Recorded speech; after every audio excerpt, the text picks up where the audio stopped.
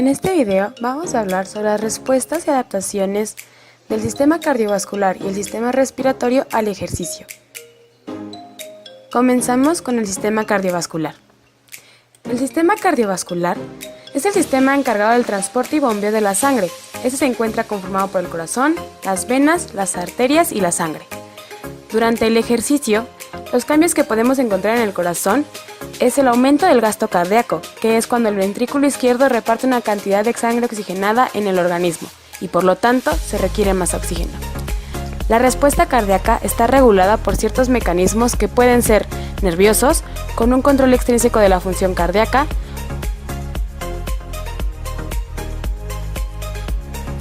hormonales o humorales, los cuales son regulados por las hormonas en el sistema endocrino, e hidrodinámicos, por el cambio del retorno venoso.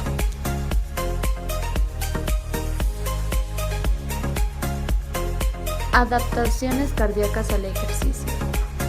Las adaptaciones centrales del sistema cardiovascular se caracterizan en su conjunto en el síndrome del corazón del deportista, el cual tiene como características disminución de la frecuencia cardíaca, aumento del volumen de las cavidades cardíacas y del grosor de los espesores parietales, aumento del volumen del latido.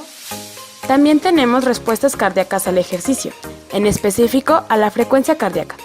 Esta es responsable de un aumento del gasto cardíaco y la actividad vegetativa realizada durante una regulación sobre la frecuencia cardíaca.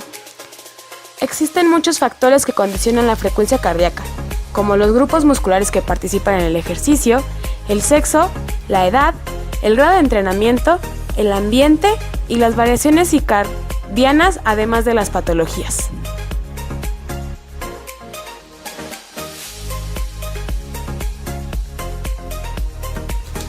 Volumen sistólico. El volumen sistólico es la capacidad para aumentar el volumen sistólico o de eyección y es la que establece las diferencias de las capacidades funcionales de los sujetos. Durante el ejercicio se presenta un aumento del volumen sistólico y permite al corazón trabajar de manera más eficiente.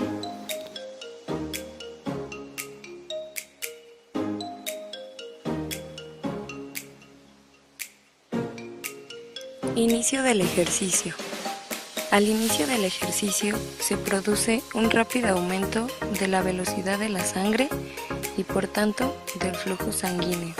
Existe la regulación del flujo sanguíneo en el ejercicio, por ejemplo, la fase primaria y la fase secundaria. En la fase primaria tenemos un inmediato aumento del flujo sanguíneo después de comenzar la contracción muscular. La latencia de la vasodilatación varía entre 5 y 20 segundos. Fase secundaria. Existe una vasodilatación activa, ya que la presión arterial no está elevada y la presión del músculo no se modifica. Presión arterial. La presión arterial es un parámetro cardiovascular que refleja las variaciones del gasto cardíaco, la resistencia vascular periférica y la volemia. Tenemos la presión arterial sistólica y la presión arterial diastólica, que presentan diferentes respuestas durante el ejercicio. La presión arterial sistólica depende del gasto cardíaco y aumenta siempre que se realiza actividad física.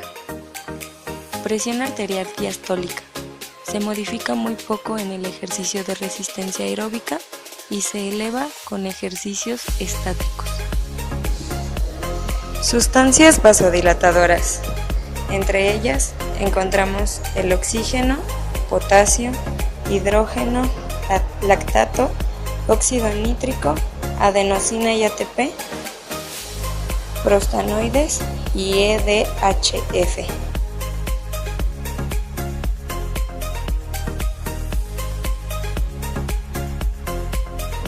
Sistema respiratorio. Respiración. Proceso mediante el cual los seres vivos intercambian gases con el medio externo. El sistema respiratorio se divide en vía aérea superior y vía aérea inferior.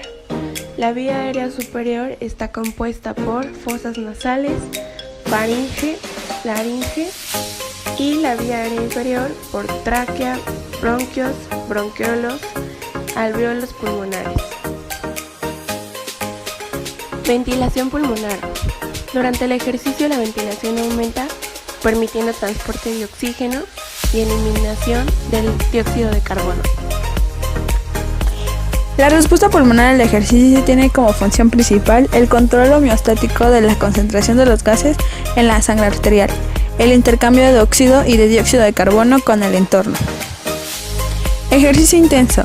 Altas intensidades de ejercicio que se produce un incremento desproporcionado de la ventilación alveolar. En cambio, el incremento de gasto cardíaco suele ser lineal con relación al esfuerzo realizado. Ejercicio ligero. Es la ventilación aumenta de manera lineal con la intensidad del trabajo físico, desde condiciones de reposo hasta ejercicios de intensidad moderada. Espacio muerto fisiológico. Algunos alvéolos no pueden realizar un óptimo proceso de intercambio de gases. El volumen de aire alveolar, relación ventilación y perfusión próxima a cero. Espacio muerto anatómico. Es el volumen de aire que introducimos en los pulmones, pero que no llega a los alvéolos y no participa en el intercambio gaseoso.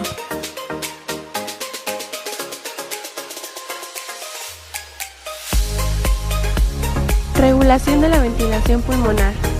Se divide en mecanismos nerviosos que coordinan las respuestas locomotor, respiratorio y cardiovascular.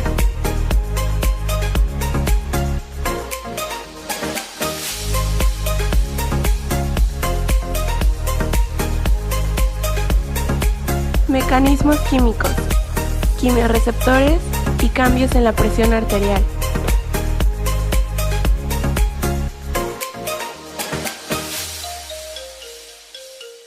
Otros mecanismos, nociceptores, metaborreceptores, receptores cardíacos y receptores de temperatura.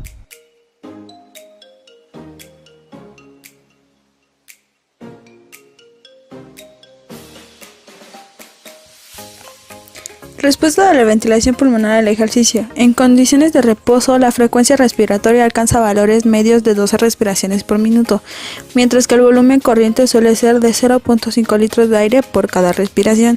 El volumen de aire respirado cada minuto es de 6 litros. El aumento de la ventilación pulmonar es el ajuste ventilatorio más importante que se produce en respuesta a la actividad física. La ventilación se modifica antes, durante y después del ejercicio. La respuesta ventilatoria al ejercicio se distingue en 3 fases. En la primera fase, la ventilación aumenta bruscamente. En la segunda fase, la ventilación aumenta más gradualmente y en la tercera fase, la respiración se estabiliza.